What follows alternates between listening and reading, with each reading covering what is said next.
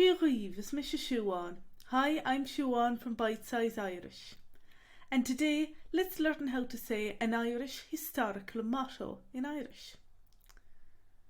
Now that motto is Tír gan Teanga, Tír gan Anam, which means a country without a language is a country without a soul. Now let's break that down. Tír gan Teanga, Tír gan Anam. Tír means country, Tír. Gan means without, Gan. Teanga means language, chon-ga. Anam means soul, Anam. Now let's say it all together now.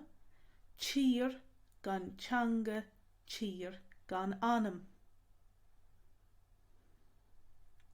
Tír gan Teanga, Tír gan Anam.